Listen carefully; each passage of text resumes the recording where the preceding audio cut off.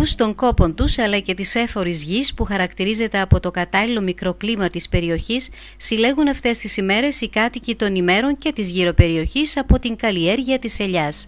Η φιλόδοξη όσο και πρωτοπόρα αυτή καλλιέργεια για έναν ορεινό νομό της Βόρειας Ελλάδας αποδίδει πλέον ένα αξιοσέβαστο εισόδημα για τους ελαιοπαραγωγούς της περιοχής. Ξεκινήσαμε εδώ και 35 χρόνια και η ελαιοκαλλιέργεια σύν το χρόνο αυξάνεται κατά 10%. Το κλίμα ευνοεί αυτό το ήπιο κλίμα, οπότε δεν έχουμε κανένα απολύτως πρόβλημα εν συγκρίση και με τις νότιες περιοχές της Ελλάδος. Είναι ένα καλό εισόδημα για τους κατοίκους εδώ των ημέρων και της γύρω περιοχής, γιατί φαντάζομαι ότι οι καλλιεργητές έρχονται και από αλλού και από άλλα χωριά. Βεβαίως, είναι ένα καλό εισόδημα εφόσον γίνεται και σωστή καλλιέργεια.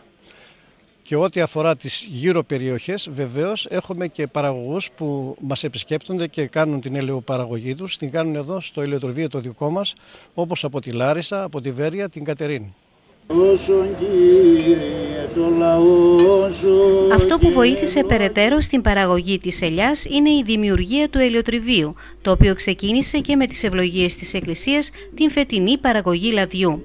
Λάδι το οποίο φέρει τη σφραγίδα του εξαιρετικού παρθένου ελαιόλαδου, βραβευμένο με το αργυρό μετάλλιο στο 5ο Πανελλήνιο Φεστιβάλ Ελαιολάδου και Ελιάς, ενώ να θυμίσουμε πως είχε αποσπάσει και ιδιαίτερα υψηλή βαθμολογία από την Γερμανική Επιτροπή Ελαιολάδου και είναι γνωστό για την έντονη γεύση ελιάς που το διακρίνει και το μοναδικό του άρωμα. Λειτουργούμε πλήρως, εκτός από κάτι μικροπροβλήματα τα οποία τα έχουμε δρομολογήσει και θα λυθούν το συντομότερο.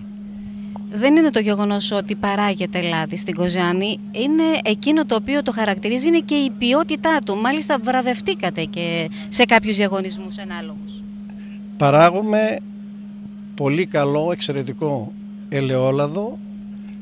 Συμμετείχαμε στο διαγωνισμό του ελαιολάδου στο στάδιο ειρήνης και φιλίας, πανελλαδικά, και πήραμε το αργυρό βραβείο. Σας εύχομαι και το χρυσό. Σας ευχαριστώ και θα το πετύχουμε, σας το υπόσχομαι.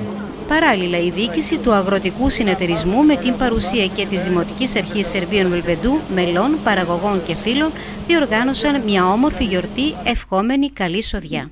Νομίζω όμως ότι το μικροκλίμα της περιοχής είναι αυτό που συντελεί σημαντικά και στην καλλιέργεια της ελιάς, στην δυνατότητα καλλιέργειας της ελιάς, αλλά και στην ποιοτική παραγωγή. Η δική μας παρουσία σήμερα έχει συμπληρωματική αξία.